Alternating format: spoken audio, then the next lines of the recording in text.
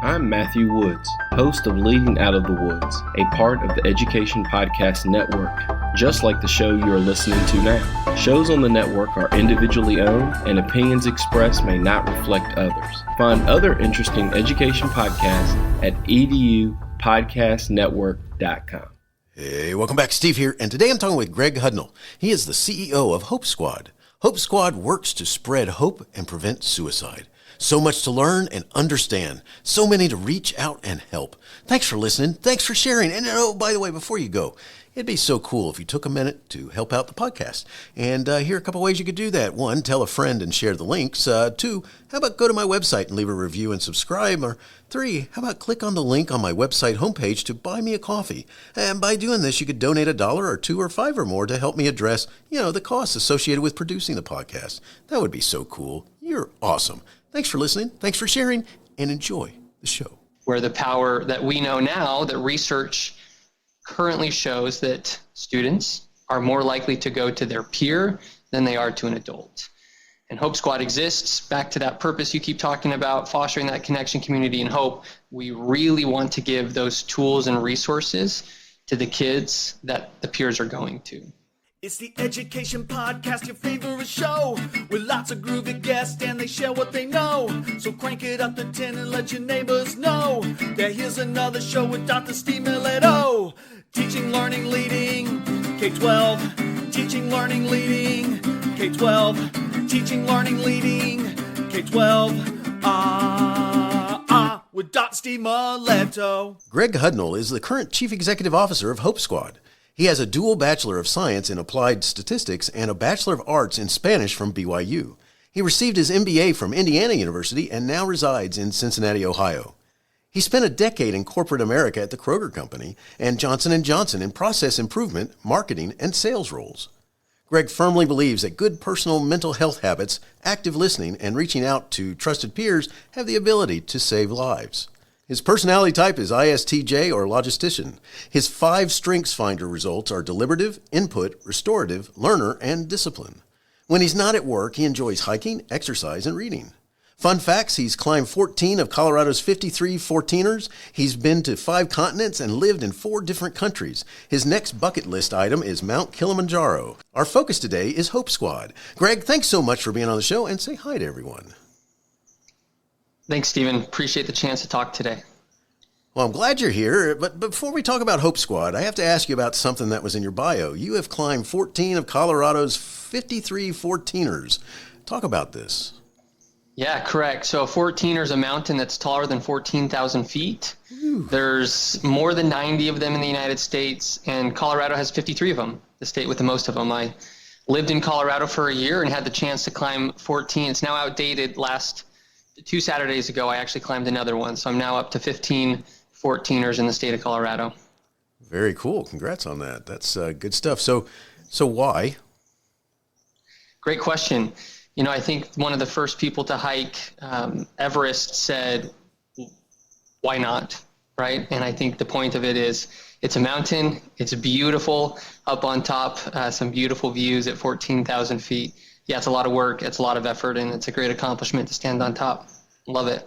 That's very cool. That's and I love the answer too, by the way. So, but that is awesome. Congrats on that. I've been up in the Rockies and different areas, but places where you could drive to and then do some hiking. So, one of my favorites was experiencing snow in the middle of July.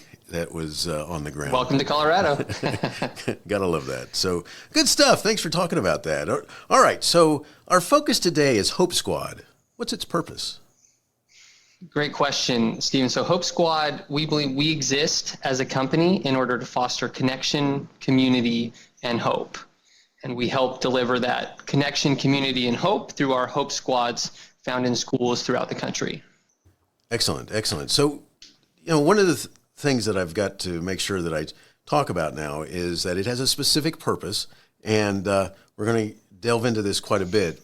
But just tell me, why was it founded? What is its purpose? So Hope Squad actually started in Utah a little more than 20 years ago. My dad is the founder of Hope Squad. He at the time was a high school principal. It was an alternative high school in Provo, Utah. and he was experiencing students who were dying by suicide on a not infrequent basis, enough that it left an impact as he was called to identify the death of one of his students. And he said, I'm here to make a difference, and I want to make a difference in this. And their first attempt was training all of the adults. And they brought in some nationally recognized gatekeeper training and trained a bunch of adults, not just at the school, but also in the community. And as they did so and expected deaths by suicide to drop in the community, they didn't. And they realized this is going to take more than just adults trying to attack this problem. And in this case, the model that they put together was really around addressing the peer-to-peer component, where the power that we know now, that research currently shows that students are more likely to go to their peer than they are to an adult. And Hope Squad exists, back to that purpose you keep talking about, fostering that connection, community, and hope. We really want to give those tools and resources to the kids that the peers are going to, so that they have the tools and resources to handle those conversations, to know what to do in that situation, and then most importantly, to go often putting their arms around that student and taking them to a trusted adult in order to talk through. So the Hope Squad model, developed over 20 years ago, was around building capacity at the peer-to-peer level, so allowing the peers to learn. It's done through a nomination process where students are nominated to be part of their Hope Squad by their peers, vetted by the adult advisors, and then they meet on a regular basis. So that model, developed more than 20 years ago, still exists today, and it's the way that we show up in schools today. Thanks. And I appreciate you explaining that. So I'm going to go into a little more details. These are individual programs, and they're created for schools, communities, school systems. Can you talk about this? Is it something that is broader than that, or is it meant to be a smaller chunk of a school system or school? So right now, we believe the best approach is really that enclosed ecosystem. And by that, I mean within that school environment, that school community. Right now, we have legislation mandating kids are in school for a certain number of hours a day, and that allows them to be around each other, sometimes when they don't want to be. And that allows people to see kids who are acting differently than they normally do. And that's where that gatekeeper training and other training that Hope Squad members go through is best seen. It's where they see the evidence of someone's not showing up the way that they normally do. They're giving away prized possessions. These are warning signs that someone who's been trained to recognize would be able to say, this is a little bit out of the normal. Let's have a sit-down conversation. Now it's above me. Let me take this to a trusted adult. So when you talk about these individual programs within a school environment, we're all the way down to the school. So we have lots of conversations with districts and district-wide implementation, but Hope Squad works at the individual school level. We work K through 12, so we're in 4th grade through 12th grade, each individual school, depending on, as we know, states and communities are different when it comes to how they set up their schools and their grades. Those are the grades that we currently work on and will set up.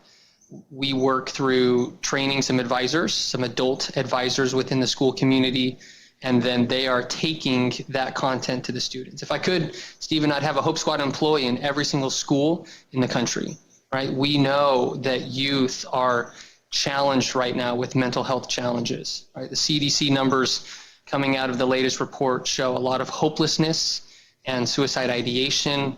The numbers are stark, right? They're really stark with the young females in school environments due to social media, and they're really stark, honestly, with the young men as well. So what can we do for these numbers? We're trying to provide an environment where that fostering connection, community, and hope happens at the peer level. And these peers who are having these feelings and these thoughts have another peer to go to as the first line of defense. One of the things is, high schools public high schools are their own societies and communities, and there's so much stuff that goes on in them, and it's being the adults that are part of them. It's easy to miss some of the nuances that you might have of other students. I have the unfortunate experience of having one Sunday after another to be called by law enforcement to to deal with the passing of a student who the first one took his life, and then the next one a week later copycatted the first one, and they didn't know each other. But it was one of those things that you're like, oh my, and when you talk to anybody who knew them really well, that didn't see it coming until you listened to some of the stuff that was read at the funeral. So let's talk a little bit for a second about, let's go back into that peer-to-peer. Why does it matter so much that it's peer-to-peer?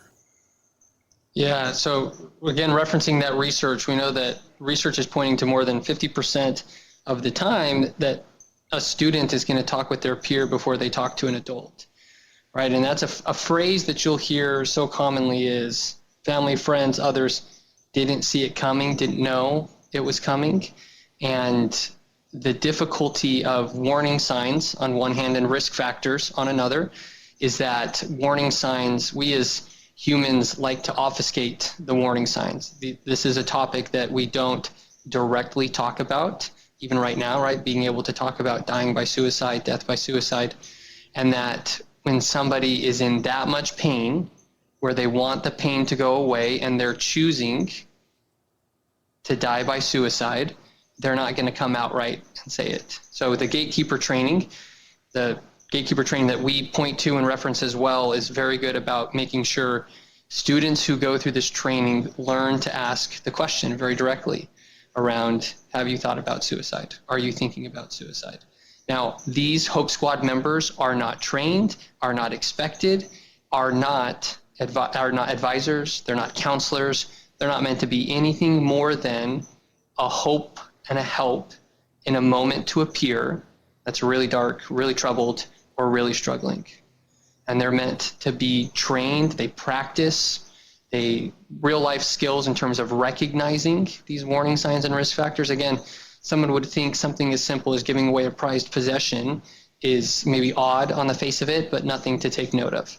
Right? But Hope Squad members are trained to notice that giving away a prized possession, hey, my watch, my computer, my cell phone, prized possessions is signifying something greater, that they have an intent potentially to harm themselves, and that they should have a conversation, and then when needed, get that peer to a trusted adult.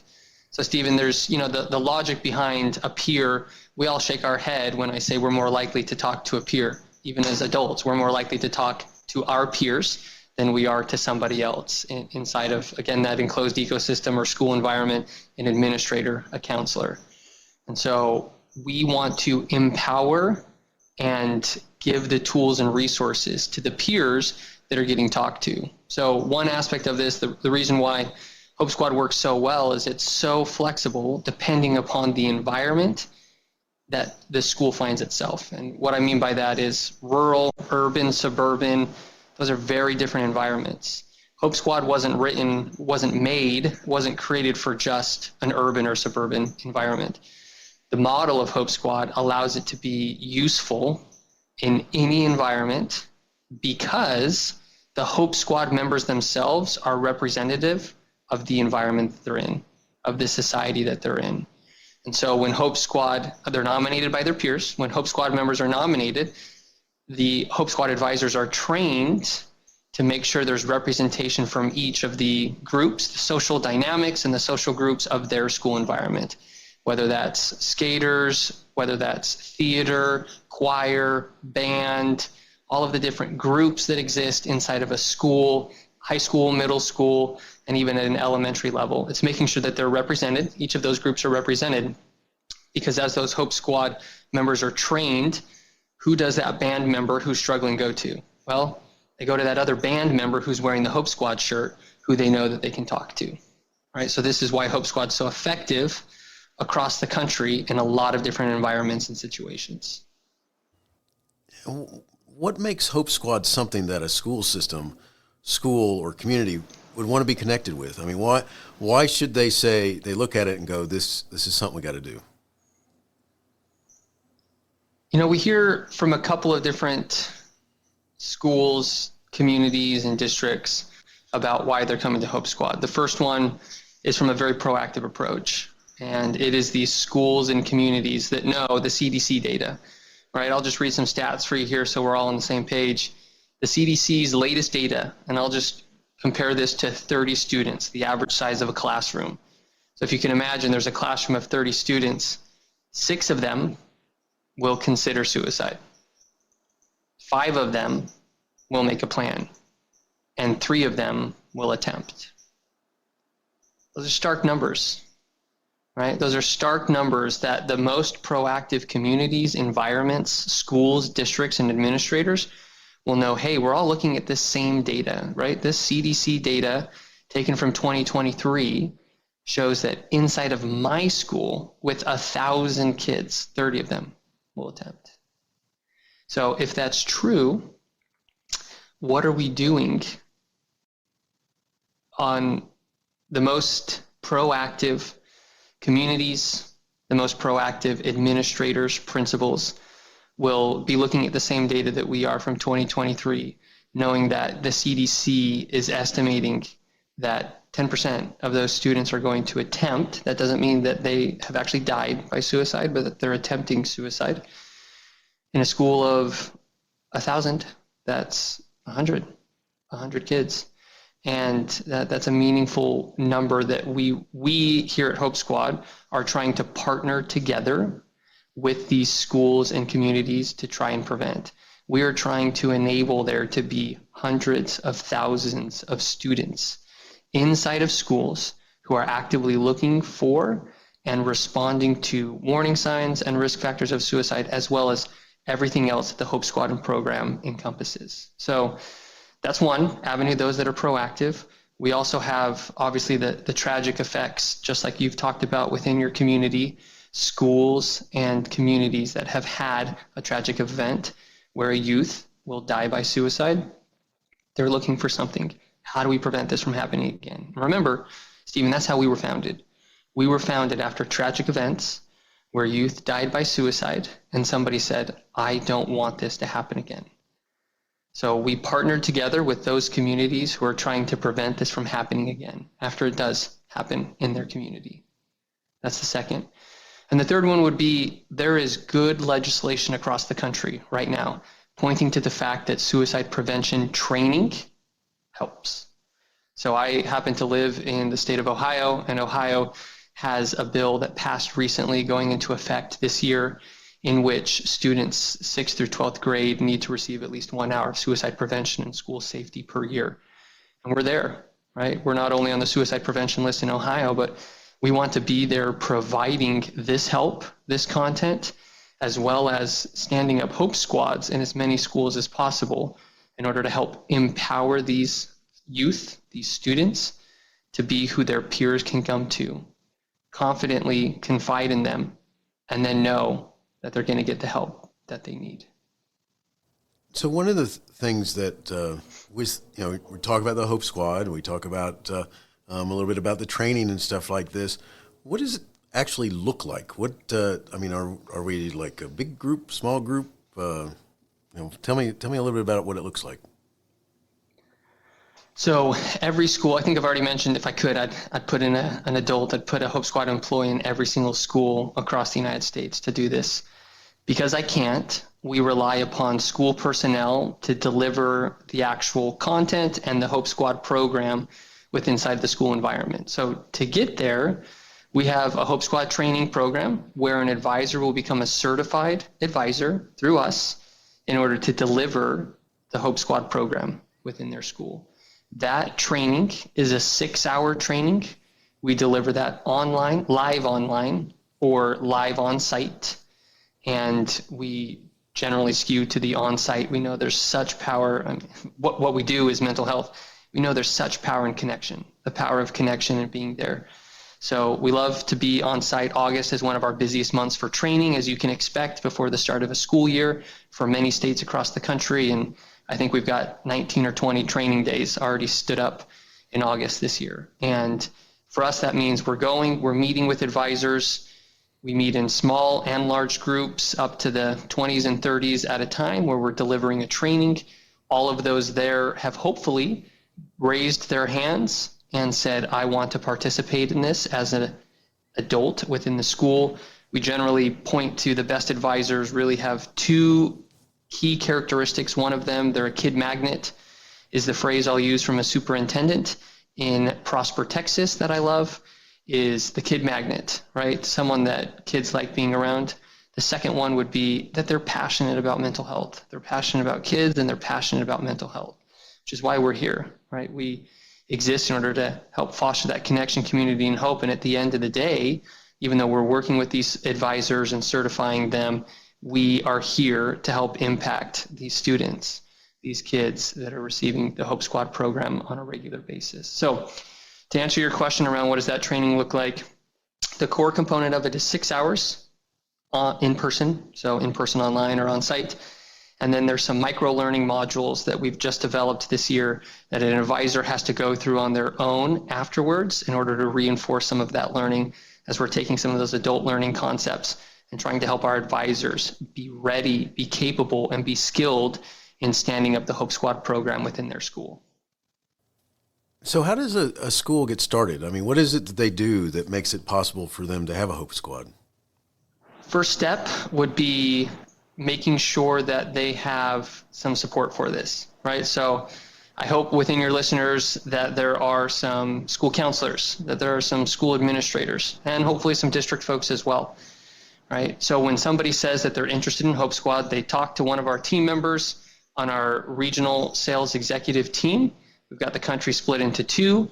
And so depending on which part of the country they're coming from, they would talk with one of our regional sales executives, and they would start the conversation. By the way, our regional sales executives are, both of them, former middle school principals. And so we strongly believe in having educators a part of the team so that we know that we're connecting in the right way with our customer base.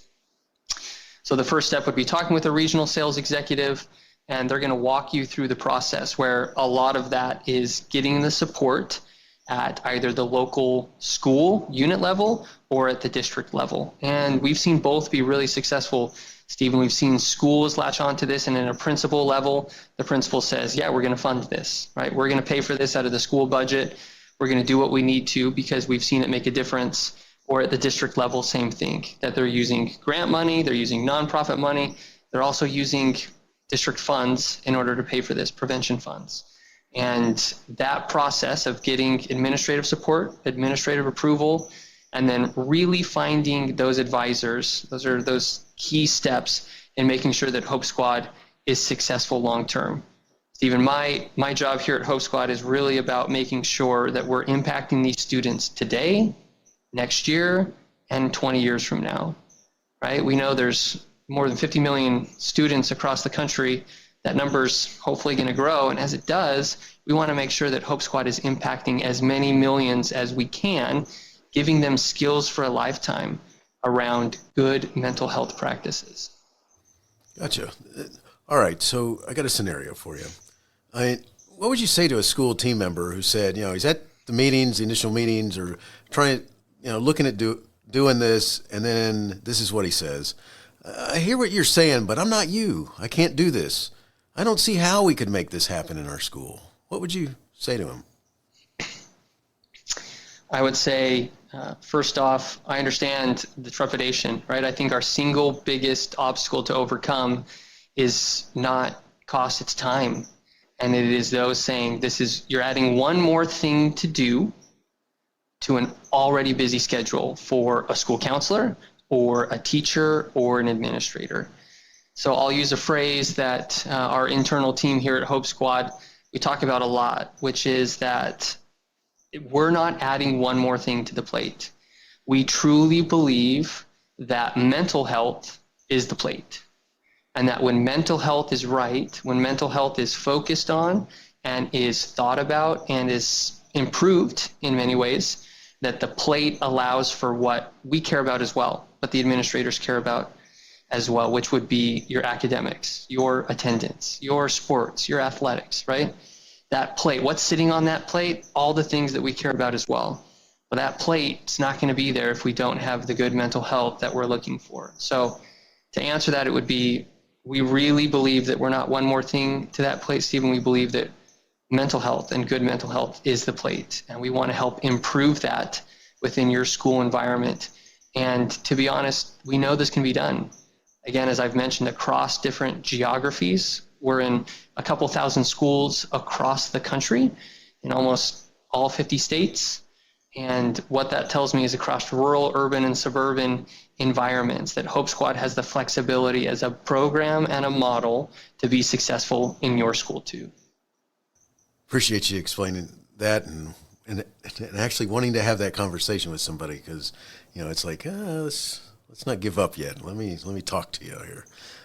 You know, it's going back to that idea of, and obviously there's all these other levels of school too, but my own experience in being a high school and its own community and so forth, experienced also where adults, you know, parents, something's gone wrong and they've taken their life, and the impact that it has on the kids, and just it's such an important aspect of trying to figure out and address, and, you know, those who might be thinking about it. And it's amazing the program that Hope Squad provides. As we're starting to finish up, Greg, where can our listeners find additional information, connect, and maybe learn more? So first and easiest place would be hopesquad.com. We have a call to action up at the top around being able to reach out. It's going to connect you directly to one of those regional sales executive called Get Started. So nice big red button up at the top to get started and fill out some basic information, including the state. We have the country broken down by states. And so those middle school principals that I mentioned that are the first ones talking with interested Hope Squad, or interested schools, I should say, around the country, are going to be meeting with them and talking through with them. Now, I also just want to point out these are middle school principals, especially the one on the East Coast was one of the first schools in Alabama to have a Hope Squad. And so she as a principal knows firsthand the impact and power of Hope Squad within her middle school community. Very nice. I will put that information in the show notes so that it's easy to go to your website and find that red button and get something going. So good stuff. I got two last questions for you, Greg, that I'd like to ask my guests. And the first one goes like this. How do you overcome the feeling of overwhelm and defeat the feeling that you want to quit? What a great question, Stephen. You know, in our line of business, this is such an important one. I know when I was growing up, we certainly didn't talk about self-care. And this is such an interesting question because I think at the root of it, what we're trying to ask is, how do I engage in self-care? And we talked a little bit about that at the beginning with my hiking and 14er. So being outside is a large component of that for me. Exercise, right? I've got a family history tendency around depression, and knowing that exercise is a natural way to really help overcome some of those feelings of overwhelm and defeat that you're talking about. And so this 14er I hiked last week on Longs. I live in Ohio, which is at 700 feet of elevation, and Longs Peak starts at around 9,000 and you climb to 14. So it's almost 5,000 feet of elevation gain. And without the right amount of time to acclimate, your body has a hard time at those higher elevations. And so I call that altitude really the great equalizer. And it was hard, right? It was absolutely hard.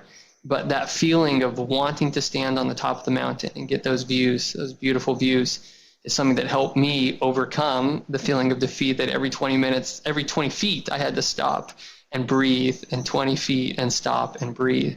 And being on top of that is a feeling that I know I have experienced in the past.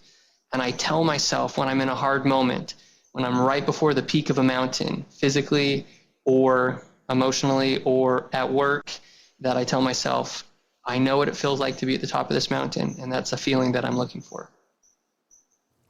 That is awesome. And what a great example, because there you I can only imagine that as you're experiencing a little less oxygen and all that's the stuff that brings with it, that it's like, well, I think I can see my car down there, or, you know, maybe I should just turn around and go back, you know.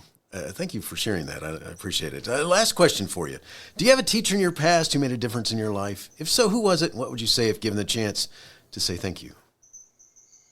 Stephen, I had an amazing 5th, 6th grade teacher. The school I was going to, they were combined, and I had this teacher for 2 years. And it was an amazing experience with Miss Gibbs.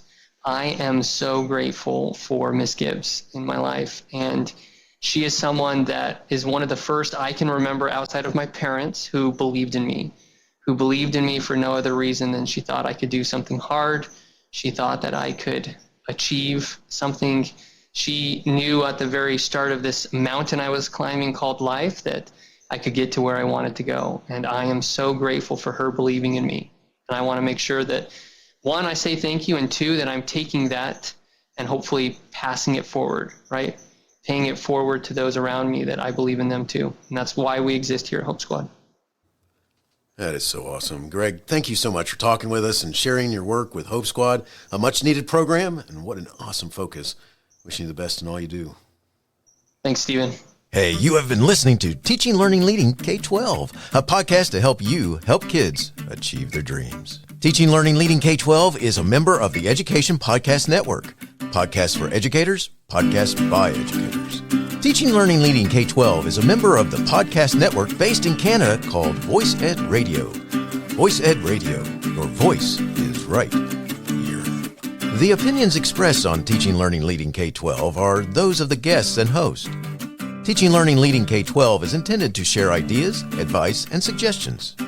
Teaching, Learning, Leading K-12 is produced for educational purposes. Hey, thanks for listening. It would be awesome if you visited my website at stephenmiletto.com and connected with me, left a review, and listened to more episodes. And by the way, you could also share it with your friends, with your family, and your colleagues. Thanks so much. You're awesome.